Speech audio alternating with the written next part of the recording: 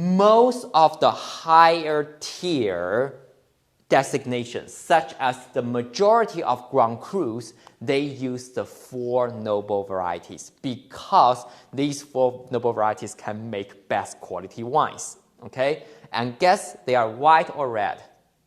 They are white, okay? Because they are suitable for here. The whites show lots and lots of complexity and characteristics. And I'll try to quickly go through them because I bet most of you should kind of know about them, okay? The first grape, of course, is my personal favorite white grape variety in the world, okay? It is Riesling. Why Riesling is Gus's favorite variety? Anybody know? Diversity of styles, the range of styles. It has a range of styles, yet in terms of what kind of styles? Yeah, I mean, brightest to sweet wine. Yeah, that's what people usually associate with, right? It can be dry, it can be sweet, and this grape variety is so hard to sell as compared to Chardonnay or Sauvignon Blanc is because lots of people consider it as sweet. And people say, oh, I don't drink sweet, whereas they actually eat and drink lots of sweet stuff. Anyway, so that's Riesling, dry to sweet, but what are the other reasons that draw me to Riesling? Price point? In terms of what? I don't Okay, you know that I cannot pay expensive stuff. Exactly. So I was just, extrapolating price point. But there's something so interesting. What is the most expensive white wine in the world?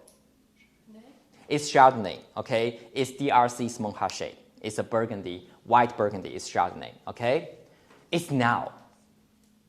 If you rank the most expensive white wines even 20 years ago, what is a grape variety? It's Egon Müller's Schatzhofberg TBA Riesling. It's a German Riesling.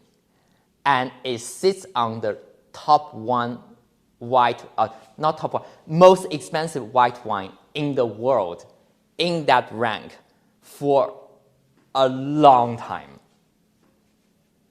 Riesling used to be much more noble than Chardonnay. Okay? And why is that? I'll tell you the exact reason why, but I want you to think through. Okay, sorry to torture you guys, but I like people to think through. Okay. If you make wines, especially if you make some white wines, many, many, many years ago, in history, okay? In history, what kind of white wines are considered as higher status, more noble, and more expensive? Sweet.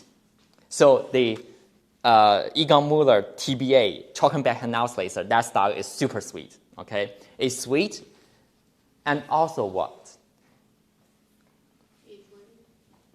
Age-worthy.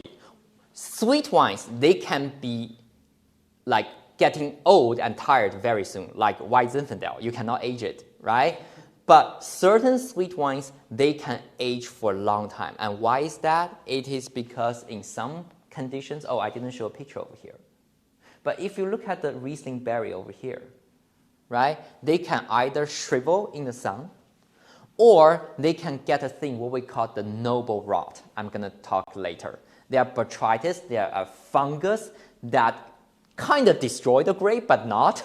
And they shrivel the grape, concentrate the sugar, and high sugar with the high acid of Riesling with concentrated flavors, they can age for decades.